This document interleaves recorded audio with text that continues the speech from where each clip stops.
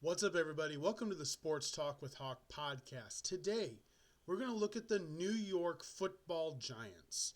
What went wrong in 2024 and what needs to happen in 2025 just to fight for a playoff spot? We'll give you everything you need to know right after this.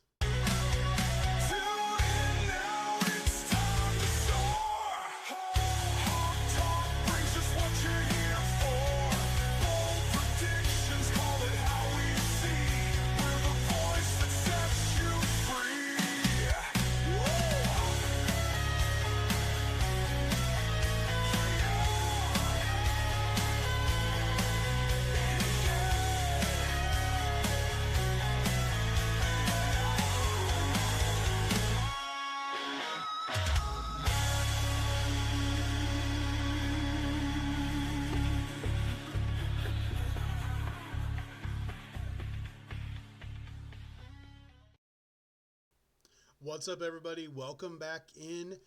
New York Football Giants, a team that has a historic set of accomplishments in the NFL.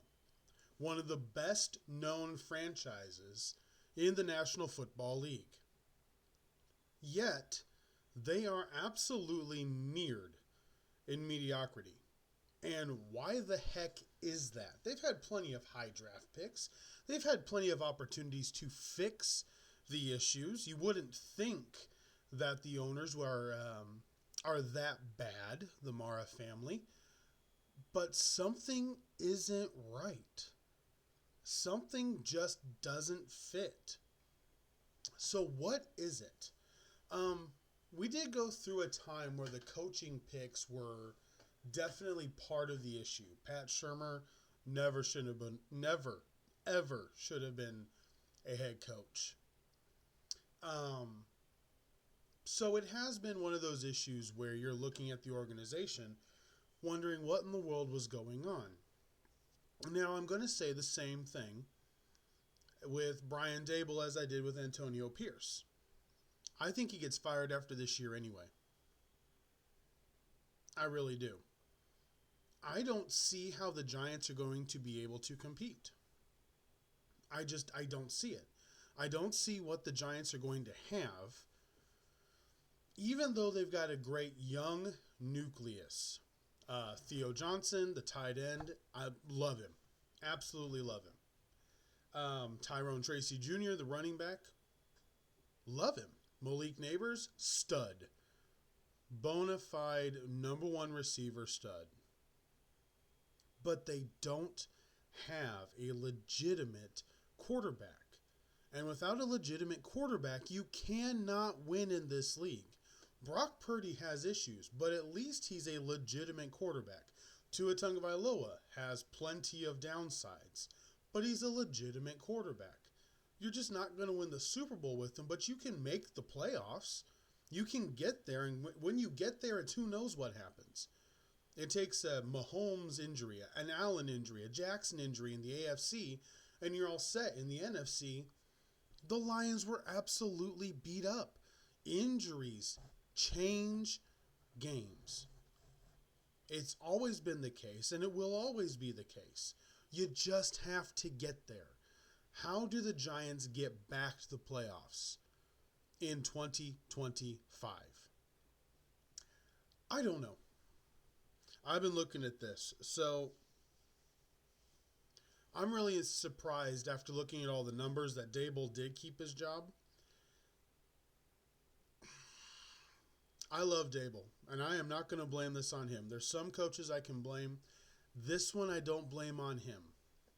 And it's kind of like Stefanski. He had Jameis Winston. The guy can put up a lot of numbers, but he's going to lose you almost every game because he's going to throw 5 touchdowns and 15 interceptions. Brian Daboll didn't really have a quarterback yet, and John Mara, I'm kind of upset with. We all knew the Mara family, John Mara, wanted to sign Daniel Jones. Brian Daboll had reservations, so did Joe Shane. And yet he told everybody this offseason in the closing press conference, oh yeah, they wanted Daniel. No, they freaking didn't.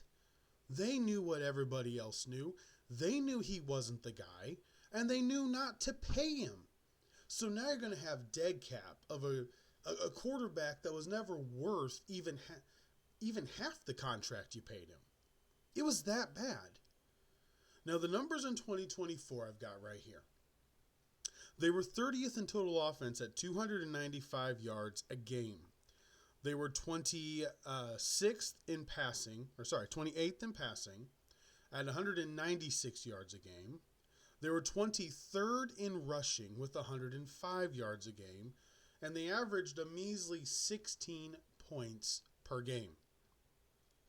Defensively, this is a little bit interesting. So this tells me there is a little bit of hope. They've got Brian Burns. They've got some young players. Defensively, check this out. They were 24th defensively at 346 yards a game. They were 8th against the pass.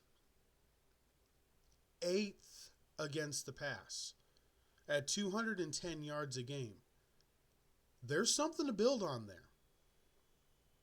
They were 27th against the run at 136 yards a game. Not horrible here. The defense is not a big problem. There's holes on it, I will give you that. There are definitely holes on the defense. But it's not a big problem. Look, the numbers clear it out. The numbers basically say exactly what it is. Points per game, 24. The turnover differential, -8. Attributes to a really bad season. They got 5 interceptions, but they forced 10 fumbles. They gave away 13 interceptions, though, and also gave away 10 fumbles. So they canceled each other out on the fumbles. They had more interceptions given away than what they got. So what does 2025 look like? There's 2024. What does 2025 look like? Well, you got $43 million in cap space. You've got a grand total of 23 free agents. 19 of them are unrestricted. And you have 7 picks in the draft. Now, let's look at this. Giants. There we go. So, when you look at how everything plays out, you have very few free agents that you have to sign back. Darius Slayton, the receiver, is a free agent. Isaiah Simmons, I'm waiting for somebody to use him really well. If I was a team, how do I put this? Whichever team picks up Myles Garrett, I believe needs to be able to get Isaiah Simmons. So I was talking about this with a buddy. This is a side note. This isn't on the Giants. I haven't done this yet. Here's a rabbit trail. I'm chasing it. Myles Garrett, where he ends up is going to matter. Can you imagine, just think about this for a second. Max Crosby, Myles Garrett. Aiden Hutchinson, Myles Garrett. Okay? In both of those defenses, your main focus is going to be the ends. You want a quick, strong middle linebacker or blitz backer to come straight up the core because everybody's going to be pushing out. If that's the case, he will fit. To me, he is a 34 linebacker, and he fit in the Giants. So the Giants may re-sign him. I absolutely would if I were them. I would definitely re-sign Isaiah Simmons. But just think about how the player, he's a hybrid, and right now should be used really well. I bet you Brian Flores in Minnesota could really figure him out. He could put him in the perfect position. I bet you Steve Spagnuolo could do the same thing. Maybe Sean McDermott in Buffalo. He's just not been put in the right position yet. Drew Lock is a free agent. Jamie Gilliam, the punter, is a free agent. Craig Van Roten, Adoree Jackson. Aziz Ojulari, the defensive end, the young defensive end, only going to be 25 at the start of next year, is also a free agent. And really just a bunch of backup role players besides that. So when you look at everything, the $43 million can really be used. They've got the number 3 pick in the draft. They got 7 picks total. So what do? You need a quarterback. That's obvious. You need a quarterback. I'm going to say, and here's the thing, the out-of-box idea with the Giants, in a draft that is relatively weak, I did this with the Browns, and some Browns fan was wondering why we do that, and then I talked him through it. It's the same thought process. This, in a sense, is a year for the rich to get richer as far as the draft is concerned, because there's a bunch of second and third round picks. So getting more of those second and third round picks will actually kind of help the lower end teams get better faster as far as getting a nucleus of players they can count on. But at the same time, it's going to give the really good teams that can trade up, that are willing to trade up to get that final piece, the ability to get elite really, really fast. So there's going to be it's going to be a teeter-totter of which teams are willing to make the move and which teams want to wait around. If you're the Giants, you need players. If you get another Johnson, Tracy, and Neighbors in this draft, you're pretty well set. You need an offensive line. Your offensive line is really bad. You need an offensive line. You need a quarterback. You need some secondary help. Your defensive line is actually pretty good. The defensive line is not bad when healthy. Now, if they can stay healthy is the question. But they're not bad. So what out-of-the-box idea could you go after to improve this team and not hurt it for the future?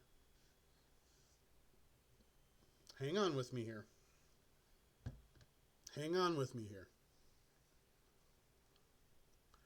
You need to solve the quarterback issue. You need to really, really, really solve the quarterback issue in New York. You're not beating the Eagles. They're the most talented team.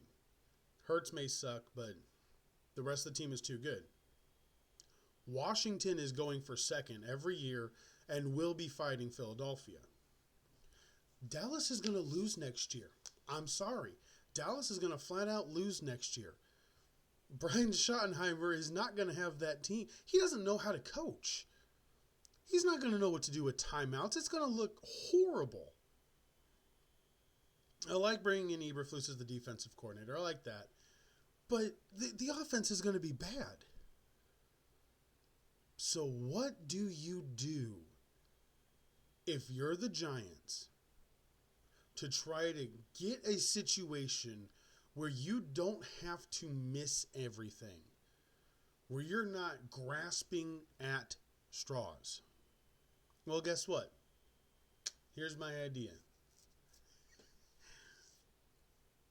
I am making the trade.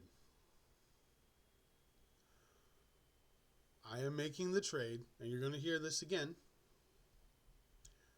I think you go get either Derek Carr from the Saints. Now, hang on. I know you're thinking washed. Just hang on. Either you go get Derek Carr from the Saints, or you go get Justin Fields and start him. Now, listen. I understand what Justin Fields did in Chicago. Chicago's offensive line is basically New York's offensive line. The third option I was going to say is just re-sign Drew Lock and start Drew Lock, because it's up and down, but you'd get the same thing with a guy like Jameis Winston. I think Justin Fields gives this team the elite ability to be unpredictable with Dable. But I think making a trade for Carr, the Saints are ready to move off.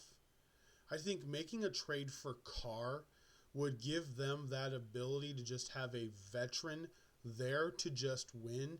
It kind of be like Andy Dalton with the Panthers, or when he was with the Cowboys. I'm not saying they'd make the playoffs, but they'd be relevant because you'd have a quarterback that could at least function down the field.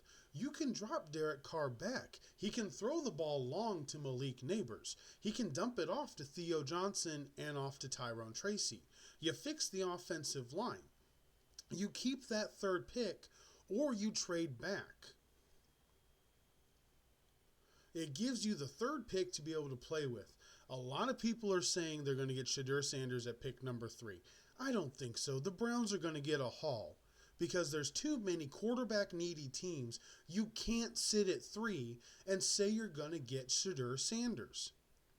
Too many teams on draft night will be desperate. They will want to jump the Giants, and it's either the Giants make that trade, of which I don't know what they'd have to give up for one spot jump. But it's either the Giants make that trade, or you've got to figure out what else to do. If Shadur comes off in front of you, and this could even wait till draft night for you to decide. If Shadur comes off the board in front of you, you trade pick number 3. You trade back, you get a pick this year, you get a couple picks this year, or you get a later pick this year and go get a pick next year. Either way, you keep your options open, but it has to be a quarterback. I think Brian Daboll could work with Justin Fields. Look what he did with Josh Allen. Now, Josh Allen is moldable. He's not proud. Josh Allen's willing to listen and he just plays hard. Justin Fields has been put through the ringer. Chicago, now Pittsburgh. But neither one of them had an offensive play caller or quarterback teacher to really help him grow. So I'm going to say really simply, Justin Fields could work. Daboll could use his legs the way he used Josh Allen early on. Fix the offensive line. Fix the dang offensive line. That has to be priority number 1. Because if you don't have an offensive line, I mean, you're 23rd in rushing. If you could just move up, just move rushing into the top 15. If you can jump at 8 spots, that's it. Jump at 8 spots to being a top 15 running team, that takes pressure off your quarterback. It takes pressure off the entire dang team. I think you make a trade for Derek Carr. I think you may have to trade a third. I would say you trade a 4th and a 6th. Or you give them the number 3, get Derek Carr and their first round pick. Could do that too. They're going to want value, but you're thinking value's not going to really be there. You could make that swap. Because that would even out when it comes to the draft trade value board. Derek Carr would equal another pick as far as that's concerned to jump up 11 spots. They got to do something. Joe Shane has not had bad drafts. He did not do a bad job. Brian Burns, that was a really good trade from Carolina. He's young. Dexter Lawrence, really good defensive tackle. Clayvon Thibodeau, I mean, guys, come on. This team can do it. The defense was 8th against the pass. This is a passing league. You're 8th. You're good enough. You're a top 10 passing defense. Keep improving the defense. Maybe get a couple veteran corners in to help the young guys, or put a veteran safety in the back to kind of oversee the defense from the back end, and keep doing what you're doing. Bobby Okereke is a very solid middle linebacker. Very solid. The linebacking core doesn't have to be great. They've just got to be solid. You got one. I think they just need to fix the offensive line. The offensive line, to me, is the biggest need across the board, and that is it. So there you go. New York Football Giants. I like it when this team is good. It makes it more intriguing. When Dallas is good, it's just a bunch of hoopla. When the Giants are good, it creates the rivalries that we see between the Eagles, between, yes, the Cowboys, and between the Commanders. Those games are always fun to watch. They're feisty. They mean something to each one of these franchises. And I love that about football. But I don't know what they're going to do. Way too early prediction. If they make a move and fix the offensive line, I think they can go 6-11 or 7-10. The Giants or the Cowboys are going to be bad. So the Giants will have an opportunity to jump them. I think they could be third. They could show steps. I think if they win 7 games, you see improvement. That's 3 more wins. And if the team plays tough, if these numbers next year are, let's say, 22nd total offense and 17th total defense, big improvements statistically, visually with the eye test, that matters. You don't go overnight like the Texans did very often or the Commanders. The reality was they spent all the money that they could, and it worked, and they got the quarterback. They got C.J. Stroud. They got Jaden Daniels. The way to flip a franchise is get a quarterback.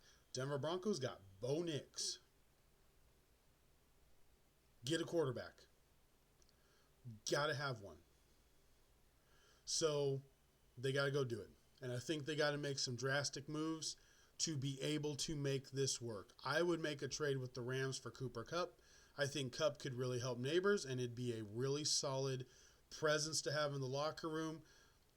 Rams are going to have to eat a lot of the contract, but we'll see how that works out. All right, guys.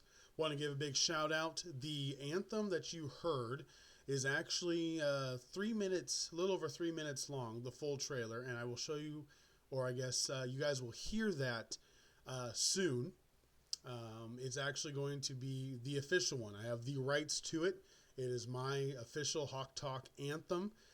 Big shout out to Draven for making it for me. Appreciate him so much. He was playing around with it, and I absolutely love it. So I will probably play that. I may just do a short about it and just play a short with the music running in the background. But we'll figure that out. Either way, we'll play it here shortly. Hopefully you guys have a great start of the week. It is Monday. Make sure that you guys be safe. Take care. And tomorrow we'll have another snapshot, probably my hometown Indianapolis Colts. So that one could run long, or I may just be too pissed off after looking at everything and it could be really short. Who knows? But anyway, until tomorrow, guys, make sure to subscribe. Make sure to like the podcast. Thank you so much for hanging out. For Sports Talk with Hawk, I'm Hawk, and I'm out.